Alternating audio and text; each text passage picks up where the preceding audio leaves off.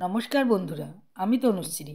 আজকে আমি আপনাদের কাছে একটি প্রাকৃতিক উপায় নিয়ে এসেছি, যেটা ফলো করলে হাঁটু ব্যথা, কোমর ব্যথা, জয়েন্ট ব্যথা 10 মিনিটেই সেরে যাবে।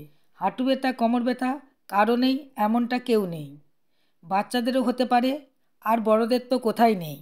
হাঁটু ব্যথা, কোমর ব্যথার জন্য বড়রা বেশি কষ্ট পায়। বন্ধুরা, আমার এই ভিডিওটা দেখতে থাকুন। কোন কোন জায়গায় বেশি ব্যথা হয়? হাঁটুর এই জায়গাটায় প্রচণ্ড ব্যথা হয়। দেখুন বন্ধুরা, এই জায়গাটায় অনেক সময় মোচড় লেগে ব্যথা হয়ে যায়। এই জায়গাটায় জুতা পরার কারণে বা পড়ে গেলে এখানেও ব্যথা হয়ে যায়। আর বয়স্কদের ক্ষেত্রে এমনিই ব্যথা হয়। কোমরের এই জায়গায়ও ব্যথা হতে পারে।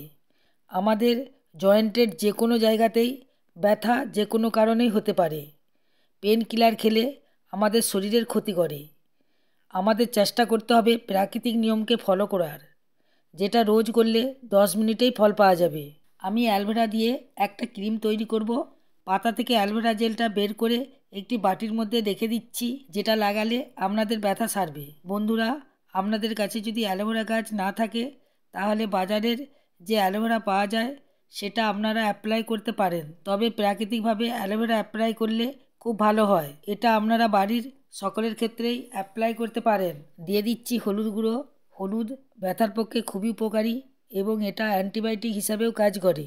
এছাড়া ব্যথা নিরাময়েও কাজ করে। এবার আমি 1 চামচ সরষের তেল দিয়ে দিচ্ছি।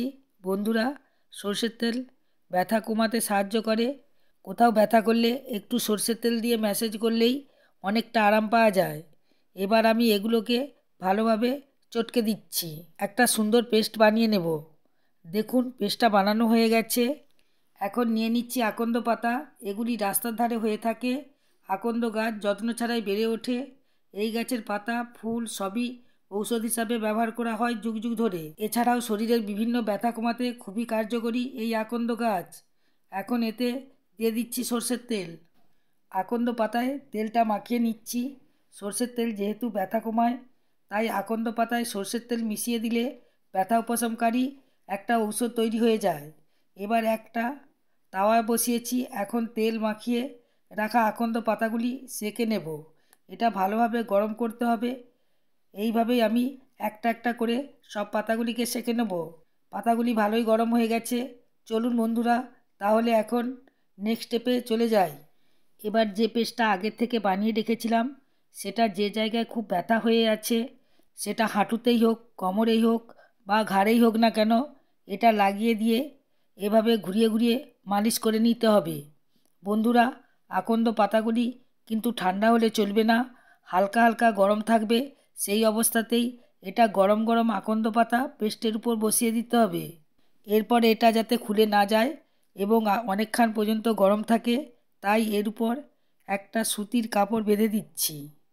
এবার এটা 4 থেকে 5 ঘন্টা রাখুন। আর যদি হাতে টাইম না থাকে, 2 ঘন্টা রাখলেও ব্যথা থেকে উপশম পাবেন।